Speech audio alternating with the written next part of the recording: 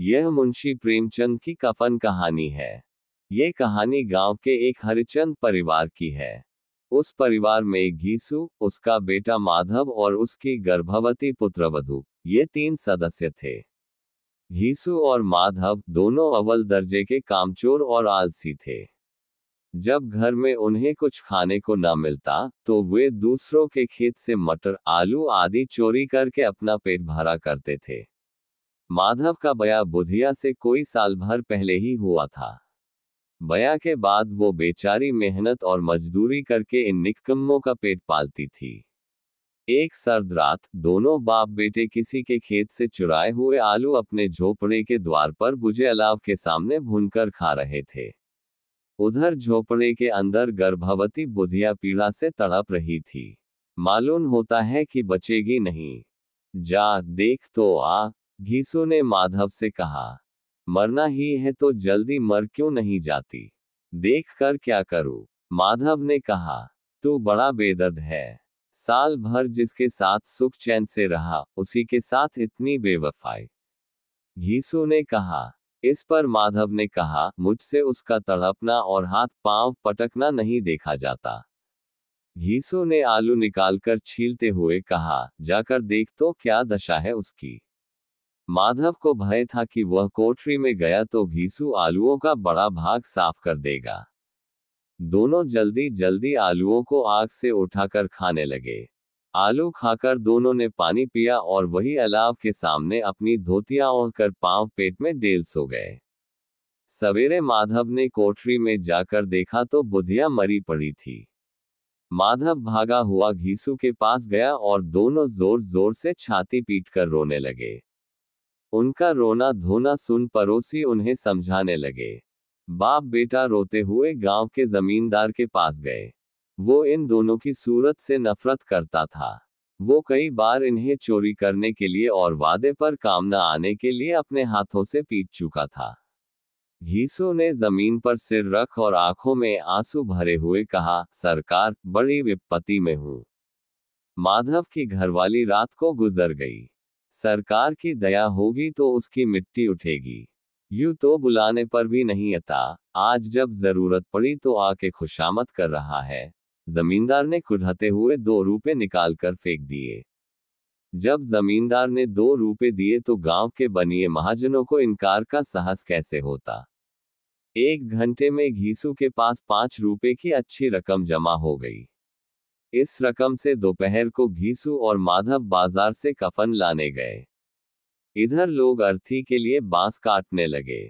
बाजार में पहुंचकर घीसू बोला, लकड़ी तो उसे जलाने भर को मिल गई है, अब चलो कोई हल्का सा कफन ले लेते हैं। हाँ, लाश उठते उठते रात हो जाएगी, रात में कफन कौन देखता है? माधव बोला। दोनों बाजार में इधर उधर घूमते रहे।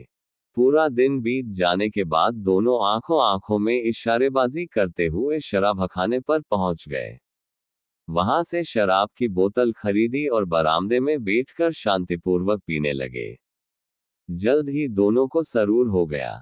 घीसू बोला, कफन लगाने से क्या मिलता, आखिर जल ही तो जाता। इस पर बेटे ने कहा, लेकिन लोगों को क्या जवाब देंगे? घीसू बोला, कह देंगे कि रुपए गुम गए, बहुत ढूंढा पर मिले नहीं। बड़ी अच्छी थी बेचारी, मरी भी तो खूब खिला पिला के। आधी बोतल से ज्यादा उड़ाने के बाद घीसू ने दुकान से 2 सेव पुरियां, चटनी, अचार और कलेजियां मंगवाई।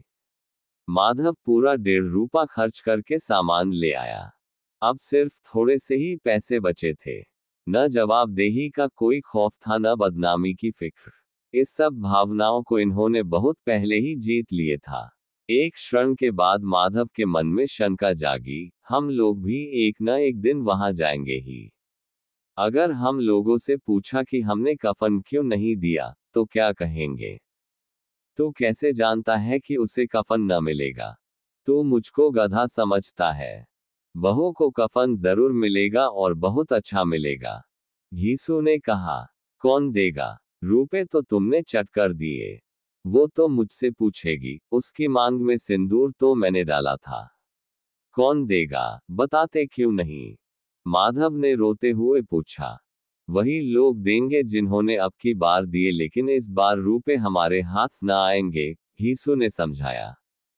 ये दोनों बाप बेटे अब भी मजे लेकर चुस्कियां ले रहे थे।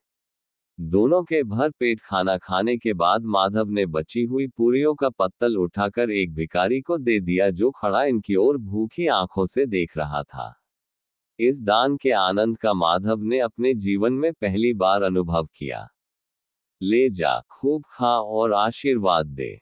जिसकी कमाई है वो तो मर गई, मगर तेरा आशीर्वाद उसे जरूर पहुंचेगा, घीसू ने कहा।